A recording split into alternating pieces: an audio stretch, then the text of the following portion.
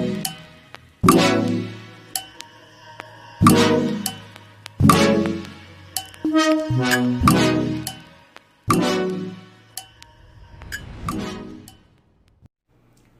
you guys, welcome back to JustMe TV. I am your girl, Denise.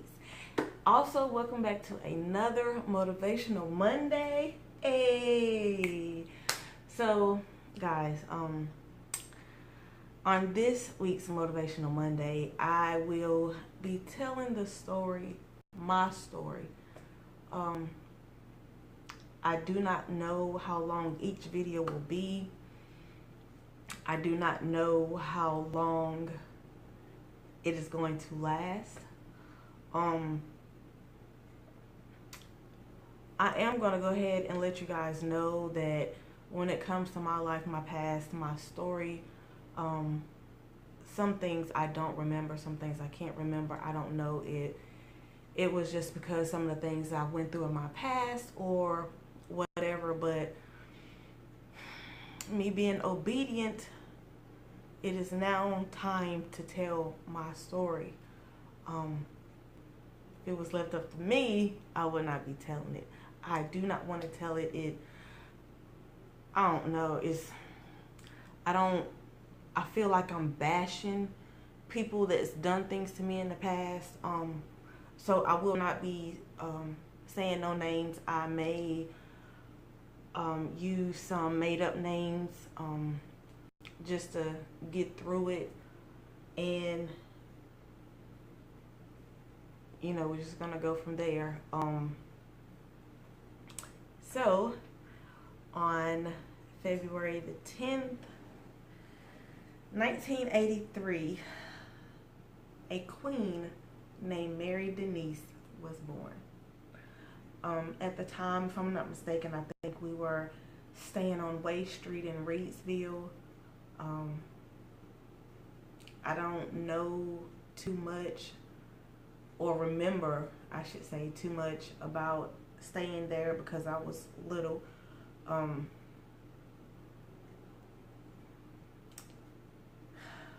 I do remember getting in trouble one time.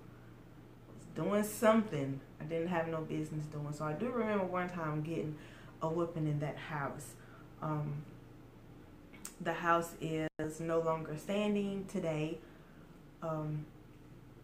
We stayed there with my aunt and her kids, and I was the last of my mother's children. I'm the baby.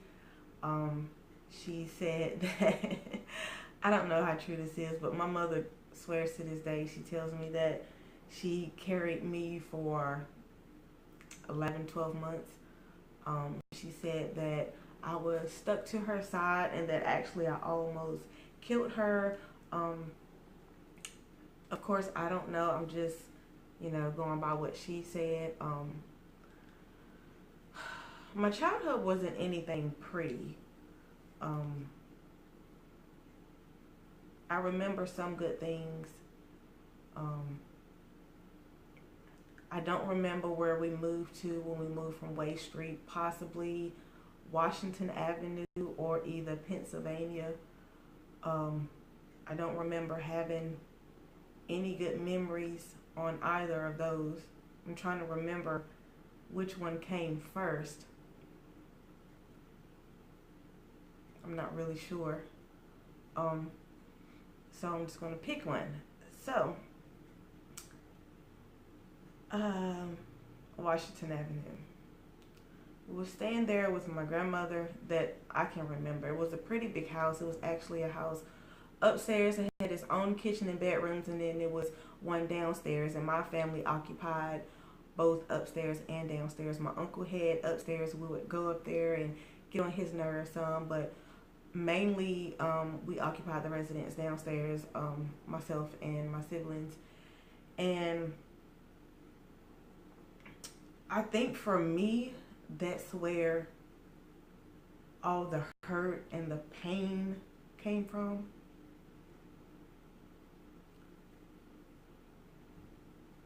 I'm going to try to get through this as best as I know how with God's help. Like I said, I don't even want to tell this, but I have to be obedient. So if I stop and pause and, just need to get myself together, you guys just bear with me, because I thought I could tell it without getting emotional, but clearly. But anyways, to move forward, while staying there, we would go with my uncle, with one of my uncles. We're just gonna call him Joe, okay? We would go to Danville with my Uncle Joe almost every weekend. So one weekend while we were there, had a situation that happened that I did not care for. I was small. I don't remember how old I was. But I was young, and I remember sitting on the couch, and he wanted me to move to the top of the couch, to sit on the top of the couch, and with my feet, resting in the cushion. So I did so. And I just remember him touching me, and then when he got done, he grabbed my hand and he made me put it around, because he was sitting in a chair behind me in just his underwear. That's how he would walk around. I was young, I really didn't know. But yeah, so he put my hand on his private, and when he done so, I felt something on my hand. So I'm like, I'm a kid, I'm like, what the crap, that's nasty. And he started laughing and went to the bathroom. So later that night, I couldn't get any sleep. We had to sleep in the bed with him. So I didn't get any sleep that night. So the next morning when we got up, I got up and I got dressed and I went outside, and I remember just he stayed in an apartment, so I was just wandering around the apartments and, just trying to process. So that's where I was until we went back home. So when we got back home, I told my mother, I was like, I don't want to go no more. And she was asking me why. And, I told her the reason why I did not want to go anymore. And they got the fussing and arguing. And of course, we did not go down there anymore. Well, I did not. I really don't remember if anybody else did. So, we're young. My mother, she's still young. She wants to go out. So I stayed with, actually over the course of my life, I've stayed with a lot of people. Yeah. So at this particular time, I'm trying to stay on track, you guys, I'm sorry. So at this particular time, we were still staying with my grandmother. So I didn't go down my Uncle Joe's house anymore. So when my mother went out, we had to stay with my grandmother. And may she continue to rest. She is no longer with us. I loved my grandmother, but I didn't understand as a child why she didn't love me. All of my memories with my grandmother while I was young and little is bad. I don't think it got any better until I became a teenager and got on my own. But when I was little staying with her, it was rough. I mean, it was really rough. She would punch me. She would ball up her fist like this. And with this part of the knuckle, she would punch me. And then she sometimes would twist it. And then sometimes she would grab my skin and twist it and turn it. And I mean, I would get called names. I would never receive anything from her. Other people did, but I wasn't one of those people on the receiving end. And that's how it was, whenever I had to stay there. And I remember going through it so much that I just got tired of it. And I told my mother, and she had went to my grandmother and asked her about it. And of course my grandmother lied about it, and of course that was the end of it. Well, that was the end of the conversation, but it wasn't the end of the abuse that I received. The mental abuse, the physical abuse.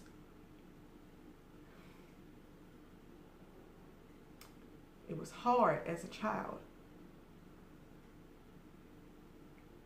growing up with my grandmother. And I remember that if I was at the table, I always was a slow eater. I never really liked meat and peas and bread. And so those were the main things that I always had on my plate. And I've never been a fast eater. I've always been slow, and especially things that I didn't like as a child. It would make me eat things super slow. But I would have to sit there until I ate it all, regardless if I liked it or not. And when I was too slow, then food would get stuffed in my mouth to try to make me hurry up and eat it. So it was rough. So if I'm not mistaken, after we left Washington Avenue, then we were on Pennsylvania Avenue. No, I'm sorry, Piedmont Street. And we stayed in two different apartment complexes. One of them is no longer here today, and one of them are. I don't remember staying in the first one too much. I don't really remember anything from there. Like, I don't even remember how old we were. But I think once we left there, then we went down the road further to a bigger apartment complex. And that one had 3 different apartments. It had two on the bottom and then one at the top. And we stayed in the one that was on the bottom and at the top. And when we first got there, we stayed in the one at the bottom. I don't remember too much there. I do remember getting in trouble. My sister, she got me in trouble there one day. You know, listen, because I just told you guys, okay, I'm not a big bread eater or meat eater when I was a kid, right? So I remember this one time we was in the house. My mother and them, they was outside. So we was eating dinner, and I just did not want my bread. So I asked my brother and my sister, like, y'all want my bread? And they was like, no, you know, they don't want it. And my sister was like, why don't you flush it down the toilet? And I was like, but I don't want to get in trouble. I was like, if I flush it down the toilet, are you going to tell on me? Like, you know how you get when you a kid, like, are you going to tell on me? Are you going to tell mom that I flushed the bread down the toilet? You know, so if she tricked me, and if I had to use any sense that God gave me back then, y'all, I would have known that this girl is finna set me up, you know. But so she was like, if you don't flush that bread down the toilet, I'm gonna tell mama. What she say that for? I already don't want this bread. Honey, I ran in there to the toilet and I flushed that bread down the toilet, and as soon as I done it, my sister was like, oh, you gonna get in trouble when mama get here, I'm gonna tell. And I was just like, but you just told me to flush it. Like, I was so mad, you guys. I was like, oh my goodness, she straight played me. And don't y'all know that when my mama got home, oh, she kept that promise. She told my mother that I flushed that bread down that toilet. Man, when I tell y'all, I got a good whooping that night. Oh, which y'all know, you ain't go down without a fight now. I mean, I'm in there, I'm nervous. I'm like, no, mama, no, but she told me to flush it. I don't want to get a whooping, no. And so I knocked the lamp down because when we was in the apartment, it didn't have a light in the ceiling. So we had a lamp. So I knocked the lamp down to bust the light. So I'm thinking, you know, she ain't got no light. She can't see. She ain't gonna whip me. I was so wrong, man. I was so wrong, you guys. She cracked that door open and she tore my butt up. And my sister and them was laughing at me. And I was like, man, that was just so messed up. Like, my own sister got me in trouble like that. But anyway, she let me learn. That was my fault. Um, that was one of the things I remember. And then the second thing that I remember staying in the bottom half of this apartment was not a good memory. It actually was a scary one. Um, I think it was my mother's birthday or something like that, and she threw. They had a big party. I can't remember who stayed on top, but I know when we was down in the bottom, um, I had another family member that stayed there too. Um, so they threw a big gathering in the back of the yard of the apartment building, and we were inside, and my brother, I think he told us that he was going to check on my mom, and of course when he left out, my sister left out, but something had happened to my mother and we could not find her. And when she was found, I think it was by my brother or my sister or by both of them. Her boyfriend at the time had beaten her with a pole. You know, back in the days they had those mailboxes with the iron poles that stuck in the ground. So he had took it loose and he used the iron part of that and he beat my mother. And we almost lost her. Yeah. So after she was found, they found her in the front of the house. After he beat her, he threw her behind a bush in the front of the house. It was in between the bush and the house. And that's where he left her. And I remember peeping out the back door into the backyard and seeing him sit down. He was just sitting out there drinking a beer. Like he hadn't done anything. So that was real scary. I don't know how long we stayed down at the bottom, but eventually we moved to the very top. And staying there at the very top, I don't have any good memories. I remember just having a closet full of clothes, dirty clothes, clean clothes. We slept on just mattresses, which was cool with me. You know, kids, we don't care as a kid, as long as we have something to sleep on. But that was when we lost our mother. That was when she was going with this Jamaican guy, and he hid some dope in her kitchen in the oven. And she ended up going to prison for it. So for a little while after that, we continued to stay there in the apartment with one of her friends and her kid, before we eventually got split up, me and my sister and my brother. And so both of them had to go to a foster home, and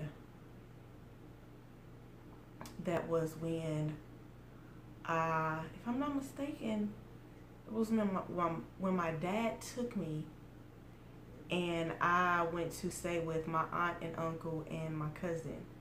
I loved it there. I was going to Lincoln Elementary School. I loved it there. I was going to church. We went to church all the time. We went to church in Martinsville. I'm sorry, guys. I took off my glasses because the light just kept hitting them. So I have to check on the time and make sure that it didn't stop. But yeah, so once my mother went to jail and we stayed with her friend, things didn't get any better. I just didn't remember any good things. I do remember though, before my mother actually got sent to prison, my dad would come and pick me up every single weekend while we were staying on Piedmont Street. And we would go to Mayberry and we would get some butter pecan ice cream. He would come and get me every weekend and take me to go and get some ice cream, spend a little time with me, and then take me back. And I would just remember just feeling so sad when he would have to take me and drop me off because I wanted to go and stay with him because I just didn't like staying where I was. Like I said, I had been through so much up until that time of just getting, you know, abused and just put down and beat on and molested by the family member Joe. So I, you know, that was my escape as a child. I would look forward to him coming and pick me up and taking me to Mayberry's, and you know, we going to get that butter pecan ice cream. So that was something that we did every weekend. But like I said, when my mother went to prison for her boyfriend's doing, I went to Ruffin and stayed with my aunt, my uncle, and my cousin. And I stayed there for a while. And everything was pretty much good there. I mean, I don't remember any bad times there. We always had good food, fun, laughter, you know, fellowship at the church. So it was okay. And then I don't know what happened, but I had to move again. And this time, I got my wish, and I moved with my dad.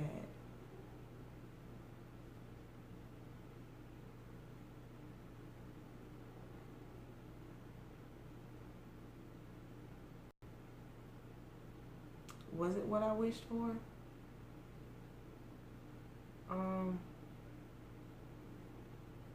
No.